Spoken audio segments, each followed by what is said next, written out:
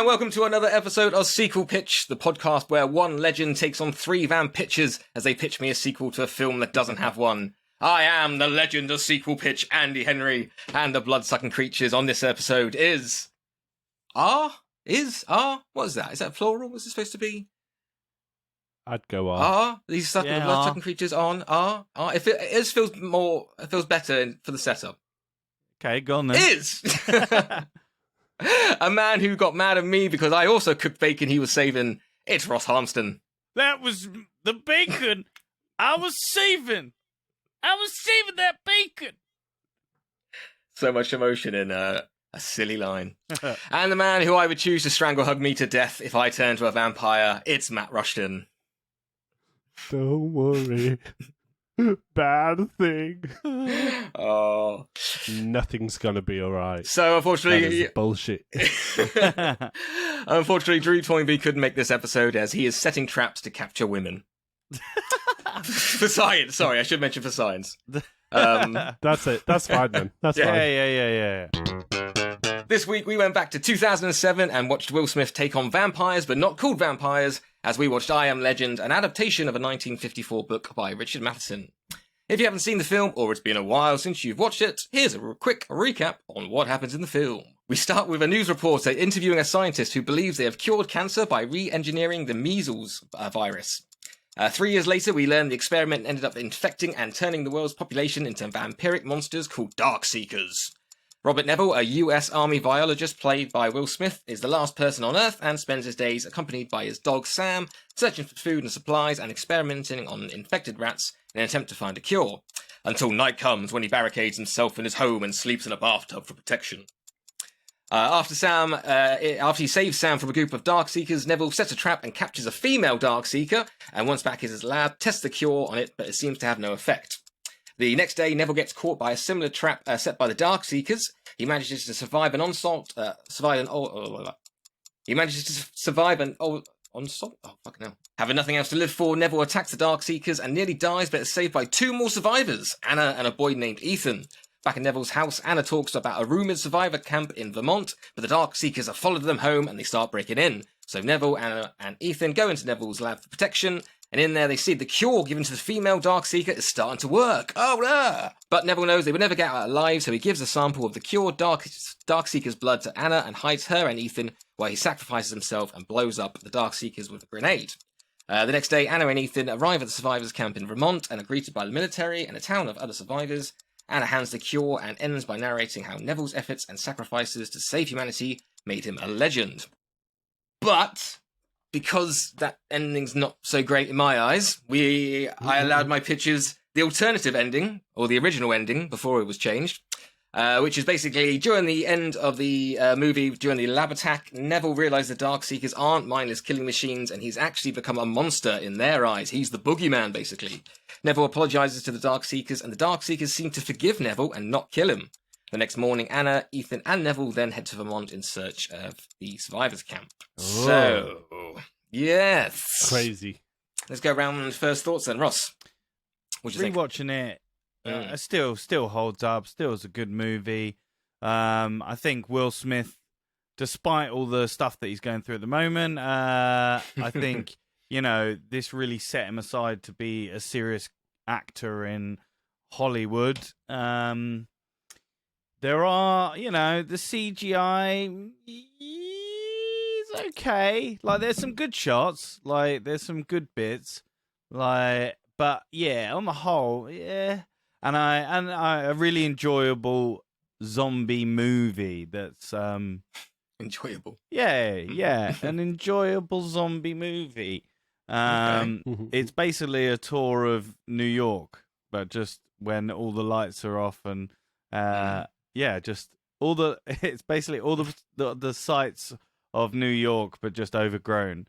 So they must have filmed at like 3 a.m. for when they had to do these shots. Yeah, I read there was a lot of night shoots, and they brought in flowers from like Florida or something to make it look like it was overgrown. Yeah, it's surprisingly because the CGI is so weird because apparently they filmed on site, but yet the CGI looks pretty shit. So you're like, what are they covering, or what are they? Yeah, anyway. yeah. Matt, your first thoughts? I have no problem with it. I quite like the film. No, I really like the film. I'll take that back. Yeah, I guess recent Will Smith has tarnished my enjoyment of the film, perhaps a little bit. But you can't take away from it. Ultimately, what it is for 90% of the film, you're following one actor. Yeah. A dog for a bit of it. Oh, we get there. And yeah, a bunch of CGI creatures. Yeah. Yet you're hooked. I find that it's a gripping film. It doesn't get boring, really. They use music and they use light and dark really effectively. Naturally, because it's a daytime, nighttime kind of movie. But yeah, I think Ross nails it. It's a movie where you start taking Will Smith a bit more seriously. You see him really sharpening his teeth, his acting teeth in it. And yeah, I wonder how much creative freedom he was given as the actor to kind of just run with it and be himself or be a version of himself, or whether he was directed. I don't have the answer, but it makes me wonder. Why not? When you watch a movie like this, like Tom Smith on Castaway, like you wonder how much of it is the actor and how much of it is the director. Well, Tom Tom Smith wasn't in Castaway, but we'll cut that out. It's fine. Tom Hanks? I don't know. Who's Tom Smith? I do like Tom Smith. Yeah, Tom Smith. He's a good up and I'm comer. so sorry, listeners. I've had quite a week. Yeah. Yeah, I mean, I remember so I'm a big fan of the book, and I remember watching this the first time and enjoying it, and then the ending wasn't like the book, so I think I just had a negative memory of just the whole film. But yeah, actually watching it again, and to be honest, the film's ending that was in cinemas and the DVD does make more sense in the film. But we'll get to that, I guess, near the end and stuff. But no, I forgot actually how good this was, and yeah, like it's so he's done other stuff before, like serious stuff before. I think this was 2007. I think like I Robot was maybe like 2004 or something, but. Yeah, to like see him like quote unquote act, it's a brilliant film. It's you can have to choose one man to fill the void for about 70 minutes until the other two come in.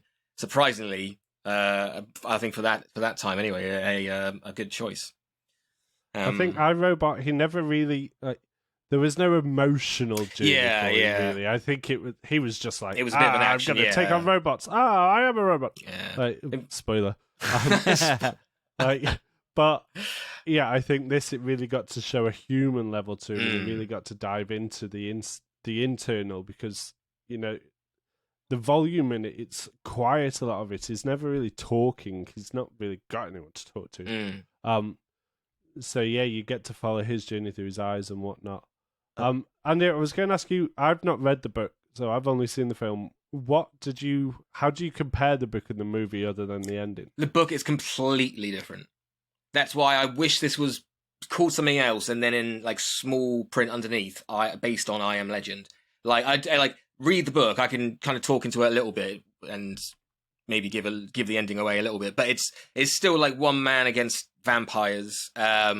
But he does in the book. He goes out and actually kills them. Which actually, if I remember right, I don't think Will Smith actually kills anyone in this film. Well, he kills. Not stake basically. Not not like a he. Oh yeah, I guess he in fights and stuff. But it's just different. The more like the alternative ending where he realizes he's a monster it's more developed in the book, which is why it doesn't make sense in the film, I guess, because they didn't develop it.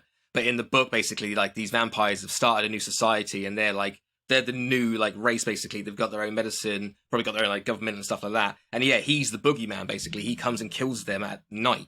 And there's one vampire that kind of oh no, I won't give it away and stuff. But yeah, it's just different. There's more into like these aren't mindless killing machines. This is the new, not human race, but this is the new evolution. This is what, and you are a monster. So, do you think that though, obviously, because it's a movie, they can't really delve too deep in terms of like the more like in-depth stuff that the book does. Do you think that yeah, may well, be the case?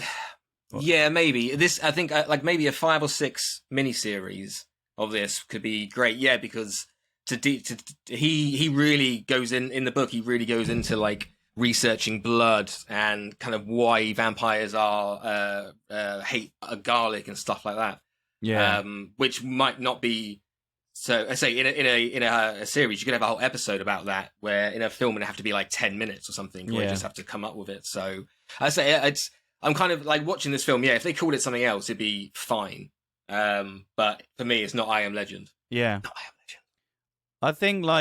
I think with that as well, because Pursuit. I just remembered as well. Pursuit of Happiness came out in 2006, and that was a really powerful movie. And I think that put him. I think this movie in itself is like all the other movies he's done before, like I, Robot. It's more about the spectacle and the sci-fi nature of that movie, as well as his performance and the ensemble cast.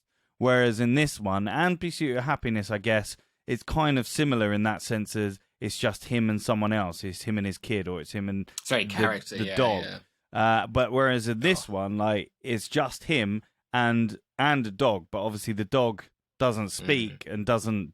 It is a character and it does show emotion and stuff, but like it's just Will Smith, like, and I think this was a really good example of just how far he's come along in his acting career up until that point. Because there were some amazing scenes in like Pursuit of Happiness where he's like in the toilet and he's locked himself in the toilet and he's crying with his kid like sleeping because he hasn't got like a place to sleep. But anyway, that's about that movie. But like in this movie, he really like, I don't know, he's got so much to play with in this. Like some of the best moments are, you know, like a couple of the best scenes for me was when he's willing that model in the video shop to talk back to him, and it's so like you're just like, oh my god, this guy has been here so long and he just needs someone to talk to him. Like so that was a good thing I wanted to bring up as well, because he, you know, like he sets up mannequins around New York or whatever and talks to them like humans. Do you think that is basically him already going crazy, or is that him still staying sane? I don't know. What do you think, Matt? I think prior to the dog's death, it is, you know, he's trying to create a world whereby he fits in still, whereby it's still the old world. And I don't think he's crazy at that point. I think, you know, he's doing it to prevent, it's like a preventative measure. But as Ross says, that scene where he's willing him and he's so heartbroken and so ultimately alone, that is the point where I think we start seeing the cracks in the very fabric of his nature and his mind. He's got nothing at this point. He's got absolutely nothing. Whereby if this mannequin doesn't speak to him in a minute, who knows what he's going to go and do 10 minutes later, you know? Like it's like he's losing the will to live and he needs something to believe in, something to keep him going, which none of us can ever fathom how we'd feel in that position and in that moment. So, I think I was just going to say, like, on that, I've just forgotten, like, obviously the zombie or the vampire moves Frank, like the model of Frank, to that puddle.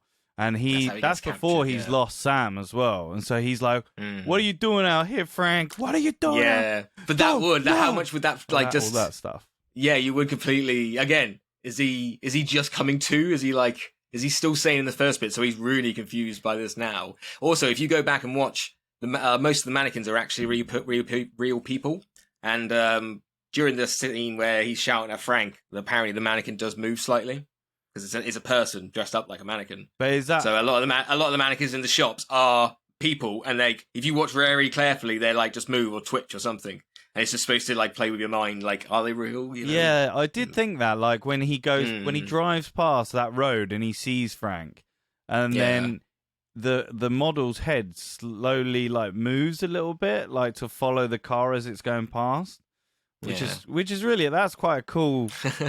Matt looks dumbfounded. I've never noticed that before. Yeah. That's terrifying. I only really learned it. Again, I didn't really notice it. I think maybe watching Fred, because it's just that mannequin in his shot, maybe, but it's got to be such a small little turn. But yeah, it's a cool little detail, wasn't it?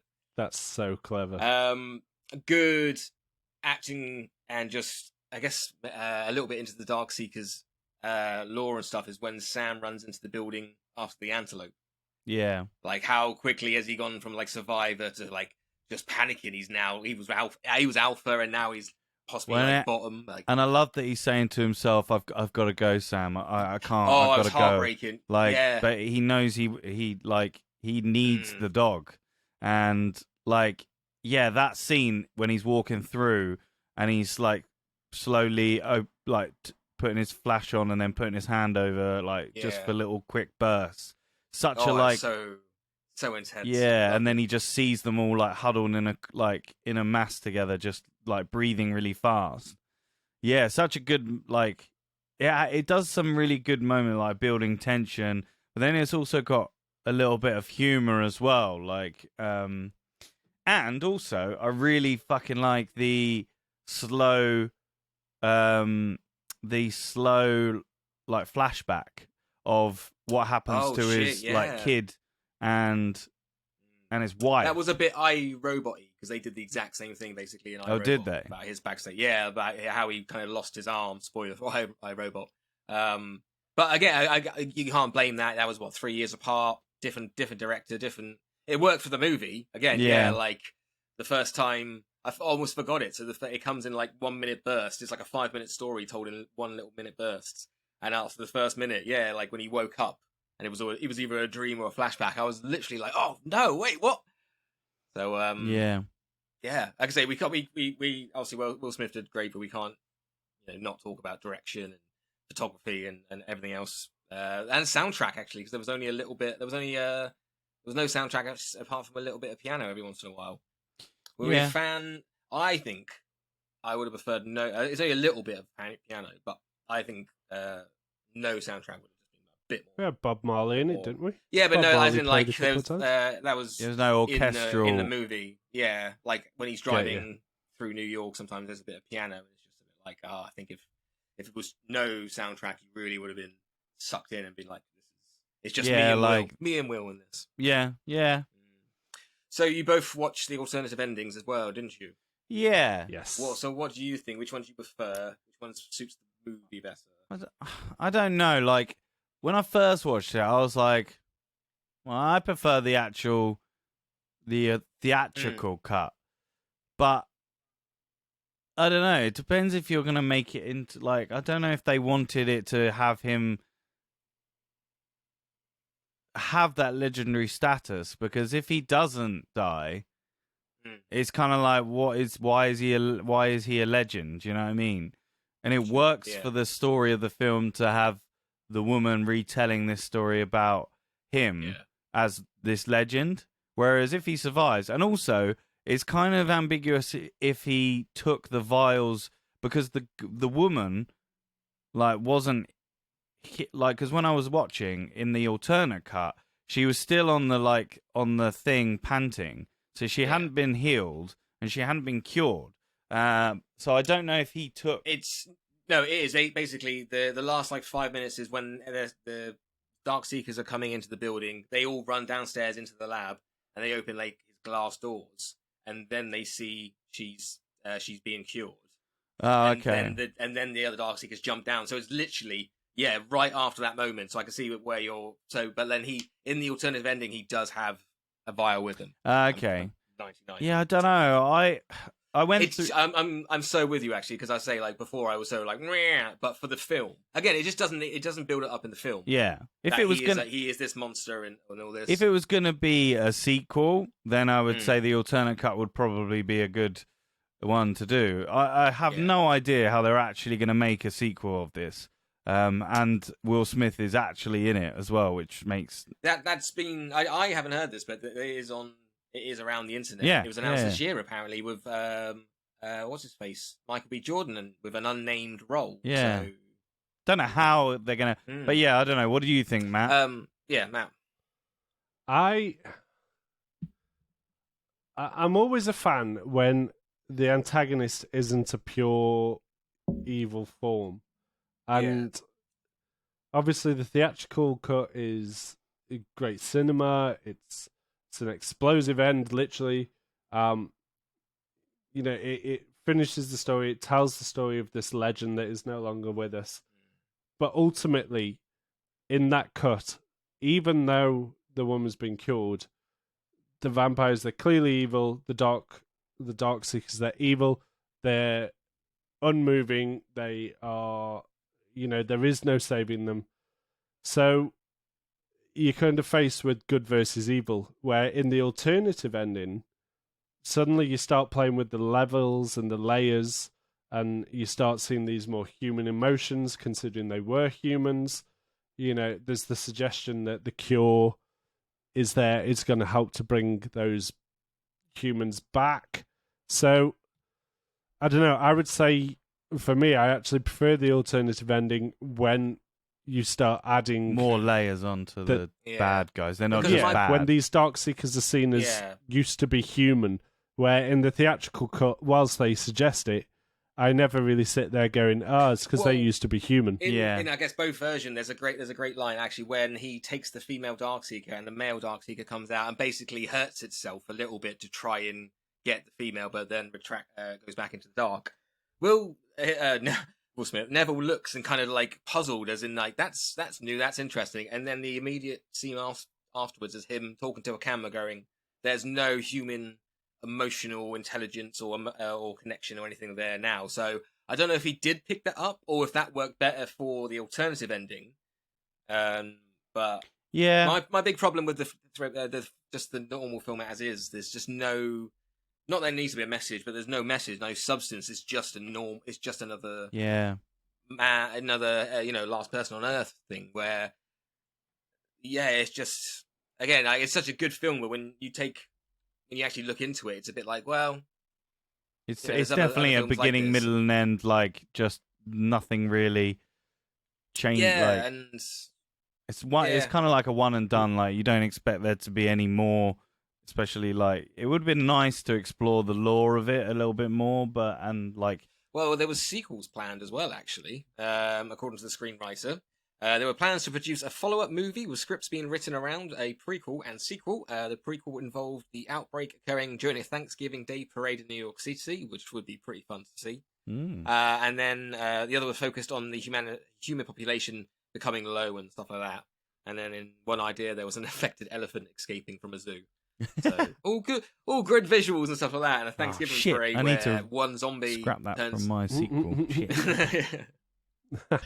One scene we haven't talked about, and we don't want to, but we have to, is Sam's death. It's I had to put it though, it's an amazing scene. It's in a bad way, it's one of my favorite scenes in the film because it's just so good. Everything about it is so good. I love when he's singing to her and then stroking her hair, and then her hair comes coming out. And he checks her eyes and her teeth, and she's definitely turning. And then when he actually kind of strangles her, and it's not. It's all on him. It's all on Will. Yeah, we don't cut to the dog. We don't. It's 8 seconds or something of him losing the only thing left in his world at this point. And that's the next scene when he's just driving into the dark sea, because I kind of liked the stuff again, because he's just like, what have I got left? Fuck it. Yeah, my last thing is gone. Beautiful way of showing that. Like, obviously, you talk about it, and it is a horrible scene, but they film it in such a way where it's not too graphic. It's not done like you don't see the dog like much. Yeah. Like you just hear her and his like that again. That for me was like standout moment of fuck me. Like Will Smith is really good in this. Like. Him just singing that to her, and like such a good moment, such a like poignant moment. And if you involve dogs in anything, like Marley and Me, this Marley and Me would be a good sequel. Yeah, no, it won't. I just don't want to watch the movie. Like, I'll watch like the first 70 minutes, and then I'll stop it and just be like, the ending was fine.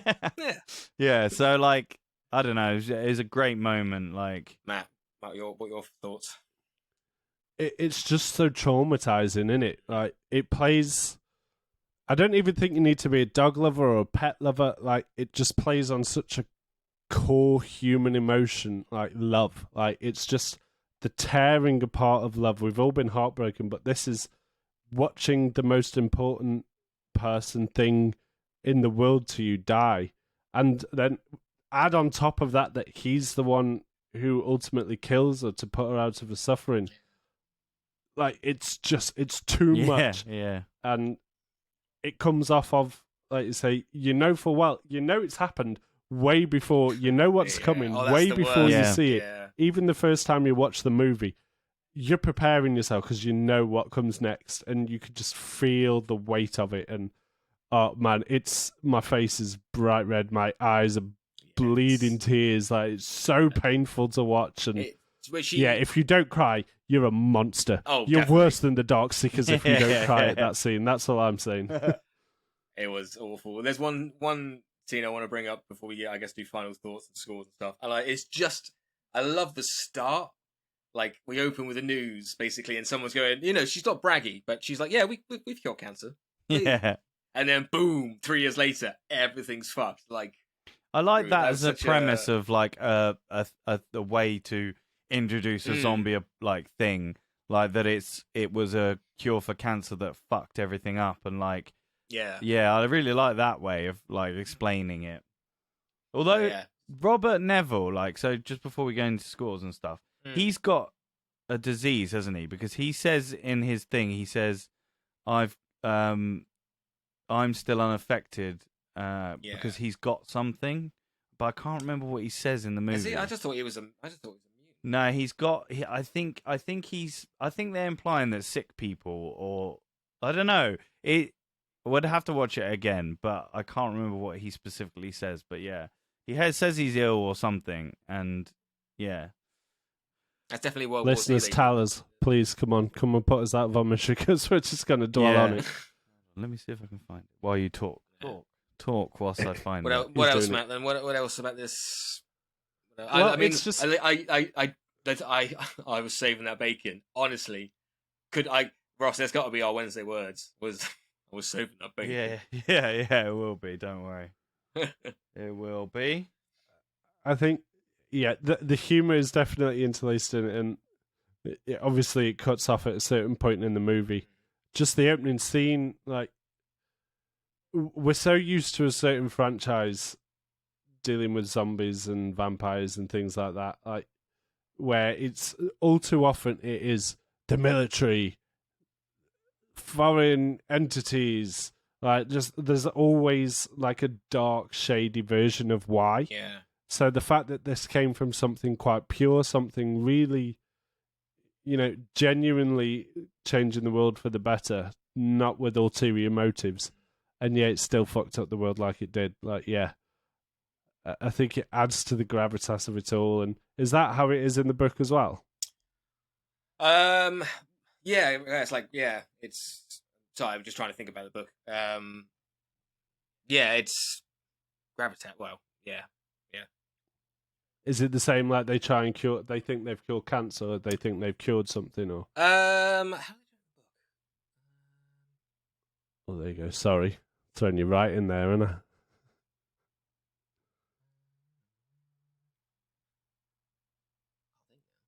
It might be. Oh, no. You could tell me anything. I'd believe you.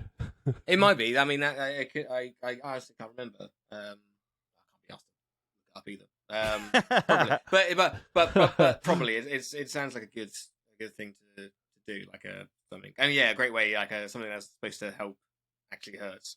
I can't find it. I just might be just talking absolute bollocks. But if you know, tweet us if you know what I'm on about. Maybe I'll find this after and be like, oh, that was it. Or maybe I made this up. Who knows? If he's wrong, tweet us. Either way, let Ross know. Put him out his misery. Yeah, I think that's all notes I've got. I think it was a bloody good film. As if anyone, Matt, final thoughts if there are any. If not, scores on the doors. Yeah, I think it's a brilliant film because of how it's shot as I say, it's a one man's journey with his dog. So it sets you up for an emotional roller coaster, delivers all the emotional points it needs to. The fact it had two very different endings, clearly there was a clear vision and narrative through the film, and that kind of does show when you watch it more than once. But it's an enjoyable movie. It's tense. It uses sound, light, darkness, as we talked about, really well. Keeps you on the edge of your seat. Well worth a watch. I'm going to give it 4.25 francs out of 5. Yeah, francs. Nice.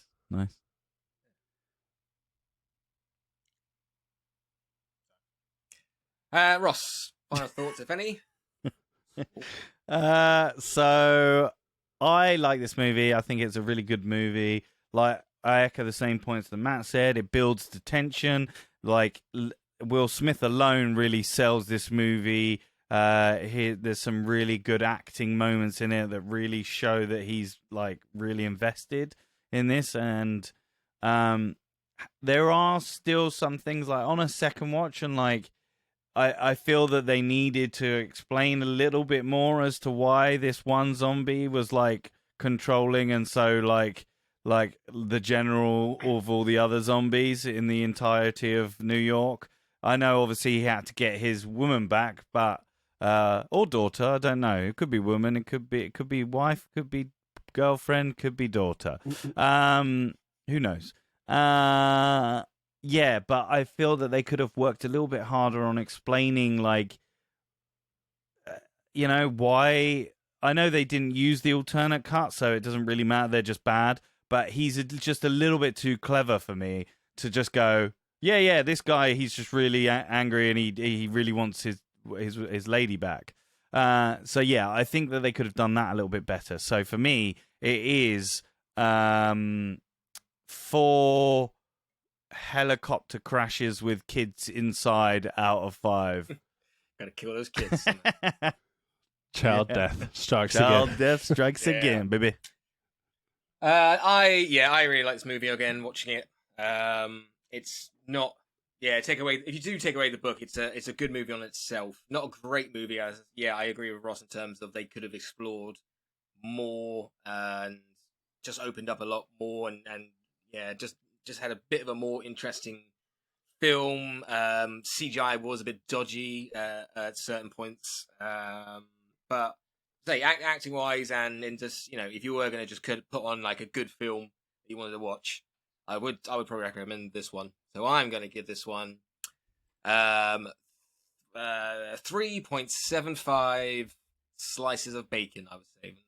I like that this was your suggestion and you gave it 3.75. Good. To be honest, because I thought I was gonna trash it a little bit. Because I remembered it being. I remember going like, oh, I think the first half was pretty good, but then it just kind of falls apart. And again, I think I was just really like hung up on the book, which again, it should have just been called something else. It should have just been called Last Man on Earth. Because why not just call them vampires? That was another thing. Yeah, that is weird. If there were vampires in the book, I don't know why. And they're averse because again, to in the book, he goes into the legend of vampires and all this lot. And I guess if you actually say it's like no one says zombies or in shows and stuff, do they? Yeah, their own words, I guess. Because if you have that, you've got to have that lore or explain, where they came from. Yeah, but, yeah, it was pretty good. I say it's definitely I definitely recommend, but not amazing when you go away and think about it for a little bit. Andy so wanted to get in on the Will Smith bashing, didn't he? And then he watched the film where he was like, shit, I actually quite enjoyed that. So before Drew went out to set some traps, he did actually review half the movie because he only had time to watch half. He gave it 4.25, so he obviously enjoyed it, but he gave up after the dog scene because he didn't want to watch that, which is fair enough. So yeah, 4.25 from Drew as well, which gives the overall I Am Legend sequel pitched score 4.06. Very nice. Yeah, a good old recommends. So let's do it. This is the point where my hideous monsters fight each other over my blood, and by blood I mean my vote. As they jump out of their dark holes into the light and tell me why their pitch is the best, why draining their opponents of their blood, and by blood I mean hope of winning the podcast. So, boys, let's go with Matt. Draw. I've got your pitch up. Let's do yours. I haven't gone first. Let's have in a your long time. title, your little blurb, and if you're going to use the cinematic ending or the alternative. Okie dokie. My title is Legends of Olds and New. Neville and an unlikely ally face overwhelming odds to try and prevent all-out war between survivors and the Dark Seekers. Well, I'm using the alternative ending. I guessed Neville's alive. Neville being the first part of my pitch. Kill him off straight away. I did have that was my first question, but I'll cross that out. So, Cool. The movie opens with Robert Neville looking like he's being hunted. He is. Not for sport or food, it turns out, though, but for training. There's a teenage-looking Darkseeker with more human-like features. It ambushes Neville, and it all looks a bit grim, like, oh god, he's going to die. But then he helps Smith's character up. They communicate through drawings and through the odd word. We learn, through exposition and narration, that this child is a child of the Darkseeker's leader and his wife. I'm going to say that they're man and wife. And yeah, he's the child. They've had children. More and more the women have also started having children with more human-like features. Neville couldn't stay away, so he went to search for answers. He discovers that these women, that the female Darkseekers are having this kind of human spawn-esque child. But yes, so he goes back and he tells the humans, but there are certain parts of the human, like the survivor camp, they're not interested. He doesn't care what he's saying. He's terrified. They're terrified, sorry, he's not. They're terrified that they're evolving, they're becoming more human to fit in, and so they arrange a hunting party. They go out and kill 2 of the Darkseekers, and they capture one of the children for study. Of course, this is going to fuck everything up. So we then cut back, and very conveniently, Neville is with the Darkseeker leader and their child, and he's just kind of mingling because they're busy mates. The Darkseeker leader discovers the death of these 2 Darkseekers whilst Neville's there, and in a fit of rage, he grabs Neville by the throat and lifts him up off the ground, and you can see he's squeezing the life. Looks like Neville's about to die, and then his child breaks it off. He steps between his father and Neville, and basically the Darkseekers all storm off, follow like the leader, and they all go. There's uproar. You can see there's rage. Everyone's angry. Neville's basically a heap on the floor, and the child comes over and he communicates that like war's coming unless they stop it.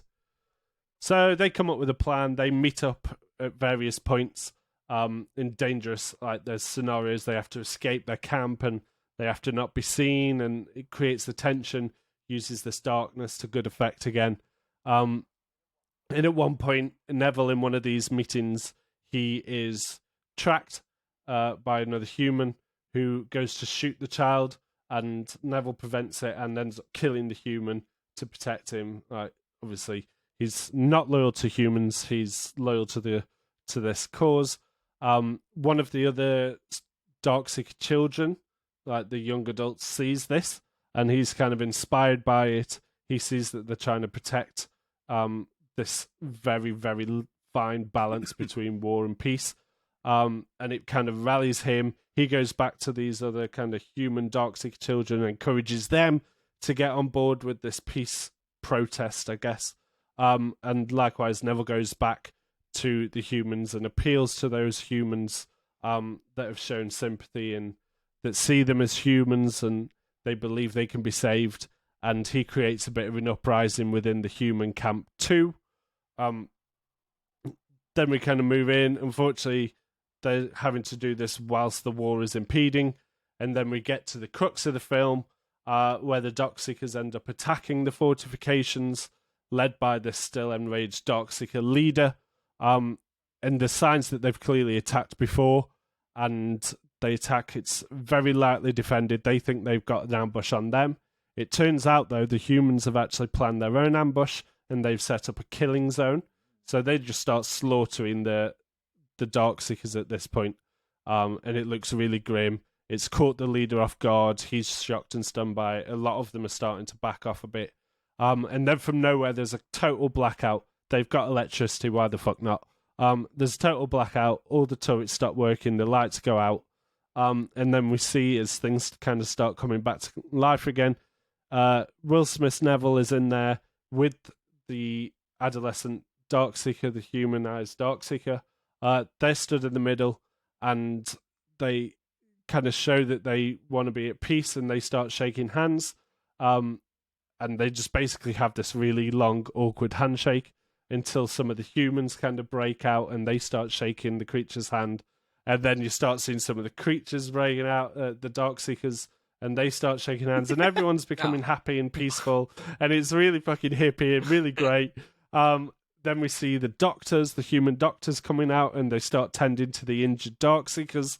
Then we see a scientist that we've seen randomly early in the movie in snippets with Neville, with Will Smith. He runs out with a box, hands it to Neville. Neville takes it up to the Darkseeker leader, opens it, and it's a syringe. Again, it's got the cure in it, and he says, "There's plenty more of that.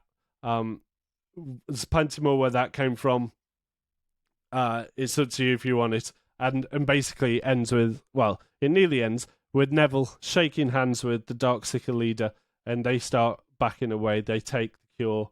They kind of have that silent acknowledgement again. The war is over. The humans look like scumbags. The Darkseekers leave with their tails between their legs a bit. And then we cut to 12 months later. We see the human fortifications. They've been built back up. Everything looks like pre-fight. But next to it, we see a smaller camp formed with a number of Darkseekers who've taken the cure and are forming their own civilization. They can now be in the light as well. Why not? I've just thrown that in there off the cuff of my head like that. Fucking pang, mate. Genius ideas just come at me like that. And they are relearning to, live off the land and relearning to build and create a civilization. And they're communicating with the humans who are there helping them. And it's all just really fucking nice. Very hippie. Yay. Yeah, nice. Very nice. This is definitely going to be a hard one to come up with a sequel for. So, well done. That was interesting. Let me go into a little bit. Tell me more about Neville and this kid, then. Also, every time you kept saying Neville, I just kept thinking of Harry Potter fucking Neville just being in it as well. That could work. Yeah. I mean, this could be the cinematic version. We just get Neville Longbottom in there. There you go. It's still being Neville. So yeah, this comes from Will Smith's character keeps going back to New York City and checking in on the Darkseekers, and he discovers that they have a child. He maybe helps to save its life at one point because there's a complication, and he uses his science brain or something, or he saves it from a wild lion or something like that. But he starts to form this relationship with the Darkseekers, not just with the child, but him and this child get on really well because it's got this human nature to it again. Like, I guess because in my head the mum had been cured, but not fully, and obviously the Darkseeker still its dad. So it's kind of like this hybrid, but we start seeing more and more of them. Yeah. So whether it was the cure or whether it's just that through genetic evolutions and through generations it spans. I don't know. Didn't really know why I wrote that bit, but it's there. Yeah. Just like I like the relationship, and like it'd be interesting if you thought, not like it matters, but if you thought of a way they did come together. Why did the protects it from a wild lion? Yeah. We see the wild lions at the end of the first movie. Sure, yeah. They go to try and kill the child, and obviously the Darkseeker dad, king, leader, he doesn't like this and stuff, but still allows him, or does he run away? Do you think from his dad? I would say if Smith saved his child, he would then form almost like not a brotherly bond, but he would have a respect for him and would therefore allow him in the camp, allow him to be around the Darkseekers. Yeah. Just him, not other humans, only him. Turn sour. Why would the Darkseekers take the cure at the end? Because they weren't given the cure at the end of the first movie. They were given a cured Darkseeker, but they weren't given the option for the cure. We don't necessarily know if they want the cure or not. So this is why it's presented in a box. We don't necessarily see them take it, and we only see a small camp a year later. So it's not necessarily like all the Darkseekers want it. Yeah. It's kind of a bit of a kind of hanging thread as to whether the It's X-Men Darkseekers want Last to be Stand. cured. That's what it is. That's fine. Yeah, essentially, it's up to them if they want to take the cure or not. I can't believe you copied the worst X-Men. No, okay, I like that. Yeah, I like it's definitely it's still a choice. Yeah, that was very good. All right, let's move on to Rostopher. All right. Your title, little blurb, and what ending are you going for? Okay, I Am Legend 2. I forgot to put a blurb, so it is. Hold on. What are their two names? Ethan and Anna. Now, in Vermont, in the thing, find a some guy comes to the camp that they're in and says they're needed in Washington for their cure. So they journey to Washington to find the cure, but on the way, something bad happens. There you go. Ooh. Oh no! You really sold that to me as well. Oh yeah, baby. Oh yeah. What ending are you using? I'm using the theatrical cut version where Robert Neville is dead. Save on budget anyway. Exactly. So we open the movie and we see a snowy forest. The camera pans down and we see a deer. It walks in shot and then all of a sudden an arrow goes through, suddenly pierces its throat. Oh! Animal death straight away, baby. Blood starts to pour out, and among the white snow there is a slow tracking shot that goes backwards, just focusing on the deer. We hear screams in the distance, getting louder and louder, till we see a slowly moving zombie because it's cold and snowy, and it starts munching down on the deer. Then we see footsteps of someone walking up to it. The zombie turns around, or the vampire turns around, and the person walking up is Ethan. Oh shit, he's now much older. If we can get the original actor, who's the guy who starred in, what is it called? Oh my God, Ozark. Yeah, he's one of the kids in Ozark. So is he going to have lines in this? Because he doesn't have lines in the first. Yeah, you know, he did all right in Ozark. So yeah, maybe we'll give him it. A line or two. So yeah, he's much older. We get a kind of Jurassic World sort of Raptor handout thing. Anyway, it ends with him shooting it with a tranquilizer. He takes the zombie back to the big base in Vermont, the one we saw at the end of the first movie. I assume that's Vermont, but yeah, whichever one that is, it's there. We see as he goes into the base, there's like a memorial for Robert Neville. There's like flowers maybe or something. He's then greeted by Anna. We learn that she's now a doctor because it's been quite a while now. So she's learned how to become a doctor, or not like a surgeon, but like, you know, enough to call yourself a doctor. And we see the zombie being treated and injected with a serum. The zombie's heart rate slows down and the breathing slows as well. But it doesn't spike up again like it did in the first one. It carries on remaining normal. The zombie's eyes open and it tries to speak, but it can't. It then gets wheeled into another room. Anna and Ethan walk through the hospital, proper West Wing style, and we see cured zombies all in different stages of recovery. Some learning to speak, to walk, to do menial tasks. And then in brackets I put, maybe we can have some more establishing scenes of the base as well, so we properly know where they are and what's happened in the space from the first one to this one. Because there has been a jump in time. A soldier then comes to Anna saying that someone's arrived at the gates and they're asking for you.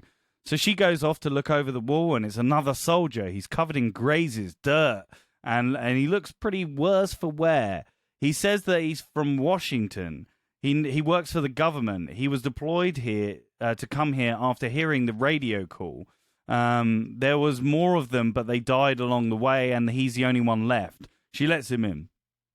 So then we get the exposition learning that Anna has been curing people all around this area and has cured over 200 people, but they have to teach them how to do a lot of the things again, like speak, etc. They've tried to venture further out to see if anyone is still alive, but they haven't been successful. At this point, Soldier Man tells her that he came from Washington, where there is a military base. which houses the president. Oh my God, he's still alive, because of course he would be alive. And he heard about your cure and wants you to come to Washington right away. After some discussion scenes and maybe some fleshing out of what happened to the zombies after, after they're cured, and that they're not just mindless zombies, maybe we do some scenes with that. We are then introduced to the first zombie Anna cured 7 years ago or something. His name is Jonathan. We see his hair hasn't grown back as the follicles are all gone now. His English, although not perfect, is there. He pleads with Anna to bring him along. They agree after a little while, and a few other meat shields go with them too. The soldier warns them it'll be dangerous, but with the cure, they should be okay. They set off. They have a touching. Anna has a touching scene at Robert Neville's grave / memorial before she goes. Then they set off. Now this would probably be the majority of the movie. It's like a road trip bit. So they see how the infected world has become. So we can get some cool post-apocalyptic scenery like we did in the first one. Experience some zombie stuff along the way. So maybe some they're looking for stuff, or they're having they're camping and then something happens and the zombies come or whatever. Yeah. Also learning more about Robert along the way and about his humanity and how it feels for him to be changed back from being infected. What it felt like, what it was. What he remembers from it. Along the way, they come across a new community called the Bringers of Light. They basically capture the guys, tie them up, and we get a Negan scene from The Walking Dead. We learn that they believe that destroying these creatures is what God intended, and that they are the bringers of light into this world. Anna pleads with them, saying that they are people like her and him. Jonathan then chirps up and says that he used to be one of them, and look how much humanity he has. The leader of the Bringers of Light kills Jonathan in maybe a really horrific way, and says that he has cleansed the land of the abomination.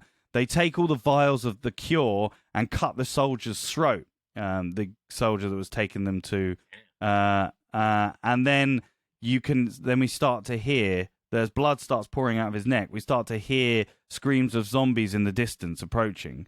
The cult leaves them for dead.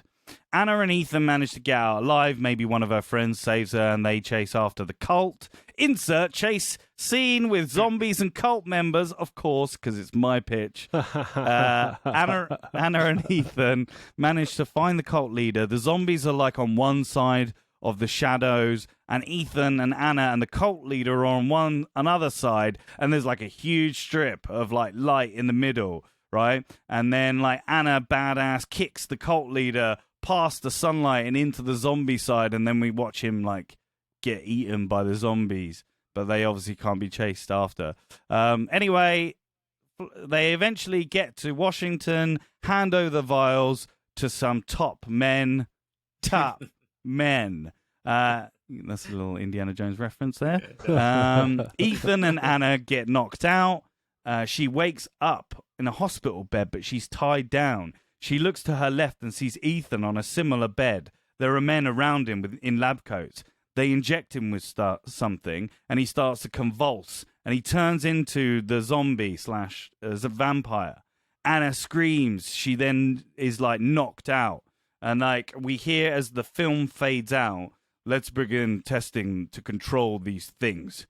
Now we have the cure, we can use it to control these freaks. End of movie. Potentially maybe another one. Oh, shit. But dark? Dark? It's got to be Dice a zombie movie, man. Sure, okay. It's a vampire movie, man. Gotta see some death. So first of all, that bit at the start where you said about the hand Jurassic Park control thing, is that just him going stay away, or is he actually like Jurassic Park where he's I can control you a little? Well, I think I kind of want to play on the thing that he's got some, the zombies have got some humanity, and probably because he's spent so much time with these cured zombies. Maybe he's spoken to them and they've said like, "Oh yeah, we do hear stuff." So maybe he's trying, but it doesn't work. As like maybe there's a brief moment where we see some human element to this zombie, but then it starts running towards him and then he shoots it with the tranquilizer. That's what it kind of wanted to be like. Sure. Oh yeah, it was good. I like the opening. It was he painted a scene very well. Yes. I love how the government already doesn't have this cure. Yeah, they don't have it. Yeah. They're shit. They're shit at it. Yeah. What's going on? So you said that the majority of the films are going to have this like little road trip and stuff. Yeah. So have you seen that? What's that film where the guy? It was a Netflix film, and he like goes. He's in this bunker, and then he goes, and then he sees loads of different random creatures, and he has to get to this place. It's got the what is it called? I can't remember what it's called, but it's there. It's kind of that vibe. So basically, they're gonna do like, it's not gonna be the whole of the movie like that. The beginning and the like sort of last bit with the cult is still gonna be quite, a substantial bit. But I want there to be elements of exploring the world more so than New York, and having that character stuff like along the way. With Robert, the turned cured zombie, and some stuff with Anna. Robert or Jonathan? Oh, Jonathan. Sorry, Jonathan. Sorry, yes, I forgot my own character's name. Robert was the soldier man. Yes, Robert was the soldier man. Jonathan, having some stuff with him, and maybe Anna and Ethan as well. Have some more stuff with them, and how I just want to flesh that bit out to make it not like to bring some more character elements into it. In terms of then Act 1 and Act 2, obstacles for the characters to overcome and conflict, basically, what's going to kind of keep the audience kind of entertained? There's still going to be along the way, like them having to get out of scrapes with zombies, potentially like having to scavenge in buildings, or maybe one of them, I don't know, like Ethan walking along and then falling through something and then being surrounded by zombies and stuff like that. So there's little elements. I obviously didn't put it all in there because I only had to be quick on my pitch, but there'll be elements of, the horror aspect and the zombie aspect in that to keep the audience like interested. So they're not just like, oh, this is boring, Okay, fair enough. That's very interesting. And also a very good pitch. Another way to take this incredibly hard film to sequelize. Right then, before we jump into the debate, listeners at home, on the bus, on the toilet, wherever you are, let us know who you think should win on Twitter. You can head to Sequel Pitch and hashtag RossPitch for Ross's Don't Trust the Government, Not Even in a Zombie Outbreak, or hashtag Match Pitch for Matt, the awkward Dark Seeker man, handshake and reconciliation. I do love that awkward. It's the humour. Yeah, you need humour in these good. films, It's right? Good. All right. Honestly, boys, you're very neck and neck at the moment, so this is going to be interesting. Sell me your movie and why it's better than the other one. Hey, I go with the theatrical version that was released, that everyone knows, that like all the weirdos on the internet are not going to know. The weirdos on the internet are the only ones that know about the alternate version. I feel that mine is a zombie movie, which is what the core of it is, because, like, Matt... Despite the fact that 80% of your movie is about humans walking around, the only time we see a zombie is they're in the shadow at one point and one eats a deer. No, there is... Good zombie movie. Really exciting, bro. I put in zombies in mine in the traveling bit, and then right at the end there's a big fucking chase. I put it in the thing. I said there was a chase scene, obviously, with zombies and cult leaders. Yeah, Sorry, you're right. Drew, Andy, you should pick me because you went through all of them. Then you went to Matt, then Drew, and I'm surprised you didn't say yourself before me. I'm old, so. You should pick mine because I wanted to play on the fact that, they're in these pockets of civilization what are these people that are cured? Like, I really want that to be a thing on in my, what are these humans going to be like after they are cured of this disease?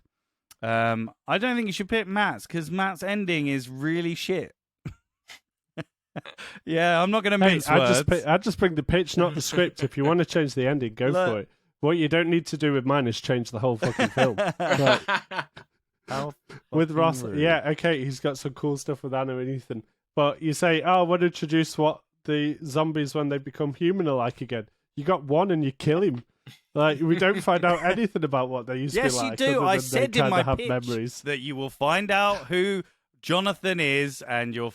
We didn't get any of that. You didn't give us any juice. I you literally bring gave the us pitch. the skin of an orange. Here you go. Have this orange I bring skin. the pitch. I don't bring the ins and Script. outs. Yeah. Script is the word.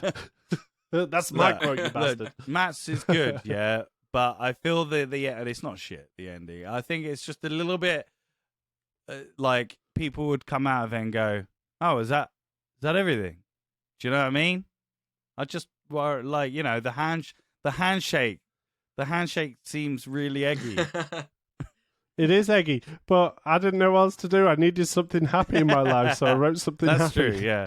But I still gave you plenty of scary stuff and awkward. I keep a lot more of the feeling of, Andy is the person who's read the book. I'm giving you a humanized version of the Dark Seekers. Go... You are seeing the Dark Seekers as beings, not just monsters. All right. I am wanting a sequel to the movie, not the book. Yeah, but then we just put in that final scene, the alternate ending, starts the first movie. Everyone's on the same page. Everyone's on the same page at that point. Yeah, just change your whole ending, yeah. Even though you pitched it, yeah. No, just change the ending of the first movie, not my ending. You can keep... If you don't want them to be happy at the end, if you want them to end up in a hospital getting jabbed and turned into monsters, you go crazy. I just gave you the premise. I'm setting it up for the third one, the last movie, to be like... Don't need a third one, mate. Don't think about the money. Just think about doing justice to the book. And I'm giving you the humanized... Mine's going to be based on the book, yeah? Not even antagonist. Like loose. Mine's going to have, right at the end of it, like right at the last bit of the credits, it's going to have in small, like 10 Arial font based on the book. We don't even have to call it. Why don't you just put based on The Walking Dead? Because that'd be a much closer representation. Like, I feel like you're taking much more inspiration from AMC than I Am Legend. Have we taken an hour with just two of us? Ding, ding, ding, ding. That's it, bloody hell. All right. Let's wrap this up. Let's go. Very, very good picture. I do. It's quite funny because I do kind of like the first two, like, I guess like 2/3 of Matt's, and then not really his ending, and then kind of like the same with Ross. Hang on. But the Are other you way fucking around. telling me I should just bring 2 acts again? I stopped doing 2-act pitches because I got bitched out. Matt, I like the story of the vampires and humans coming together. I think the relationship and that Will Smith and the boy could be very interesting if he have a boy, obviously vampire, I should say, but with the young vampires is good. You build from the alternative ending, and definitely expand the world, which is good. Yeah. Ending. I think the ending probably doesn't sound great on paper, but would look good on film and then kind of be fleshed out. The awkward handshake. Of course, you're gonna nod. Of course, you're gonna nod. Ross, every time you say insert like scene here, I can't help but think of like a 15-minute Benny Hill like scene. Like like the zombies or cars or anything like that. It's just my head. But so I really like the Bringers of Light in yours. I think it's a great twist, and the vampires. I like the setup, and I like the setup. Other than the fact he says they're zombies the whole time. Oh, look, all right, there's zombies, to be honest, vampires. They're not exactly vampires in the first film, yes. I think. Fuck you. So I like your setup, and I do actually quite like your end. It's kind of dark and stuff. If we do want to go with that, I am a bit with like the same with Matt's kind of kind of ending I'm a bit worried about. I'm worried about your road trip, what's going to happen, and is it going to be enough to keep the audience entertained? So this week I'm going to go for... It was close, but I'm just going to go for Matt. Just that little bit. I think if we work on the ending a little bit, because I really like... Oh, mate, go crazy. Don't give a shit about that ending. Yeah. It's just I've got the best To be honest, like Ross as well, like thinking about it, like you got a really good setup, and your road trip going and getting supplies basically and hunting and stuff like that, and learning about Jonathan would be really good. I just feel Matt's is a bit more meat, pun on the bones, in terms of him and Will Smith and the young Darkseeker and the relationship between them and how they do. And maybe we have an awkward high five rather than a handshake. So bad. That was a... And then, like I say, if you didn't kill Jonathan, you'd have won. I can see the ending. You did yourself an injustice by killing Jonathan. You bastard. I know. I love that. That was great. That like if anything, like the Bringers of Light should have been. I can imagine being put in the third act, maybe. They are in the third act. No, like the big ending. Oh yeah. But like, I still like the government. Again, you can't trust the government even in a fucking like zombie outbreak. But the thing is, I can see Matt's, and it does work more with like if you're going off the story of that these aren't monsters, they're like not people, but they're thinking and emotional things. I think it just works. I literally put mine in there. Who Jonathan is literally thinking. Anyway, whatever. Matt won with his 2-second pitch just before we fucking started recording. I'm joking. But at least they had 3 acts for the first time in a long time. Pretty impressive as well, because Matt just found out that he tore his ACL, so I'm pretty impressed. He won't be running away from any zombies anytime soon. I'm the meat shield, mate. I'm absolutely the meat shield. I'd do it for my brothers. Well, Matt, congratulations. Tell our lovely listeners what we'll be pitching next episode. Hey everyone, it's Drew. I'm just doing the edit, and we actually had to change our movie after Matt selected his next pick. So you're going to have to wait 1 extra week before you find out what that movie is, because next time, Andy, Ross and I are pitching sequels for Shane Black's 2018 Predator sequel, The Predator, starring Boyd Holbrook, Olivia Munn, and a bunch of comedians. So, yeah, sorry to jump in here. Hello, here's my voice that you've not heard this episode, and yeah, I'll leave you with the guys saying goodbye. Bye! Right, thank you to everyone for listening. If you're new to the podcast and like what you heard, we have now over 50 episodes. We can actually say that. Yeah, we have over 50 episodes for you to catch up on. Ooh. And if you think you have an episode-winning idea for I Am Legend, let us know on the interwebs by searching Sequel Pitch. And if you'd like to donate to our podcast to help us grow, then you can visit patreon.com/sequelpitch. Thank you to our, at the time of recording, 3, yes, count them, 3 Patreon subscribers. Thank you very much. We can see the sun's going down, so that's all the fun we're allowed to bring you lovely listeners this week. It's time for us 3 to barricade the house and then jump in the bathtub. It's goodbye from our winner, Matt Rushton. Goodbye from a very close, so close runner-up, Ross. Bye! And goodbye from me, once again, the legend of Sequel Pitch, Andy Henry. Goodbye! Oh, there's a zombie, that's not a vampire. Vampire. Bleh! Bleh! Bye!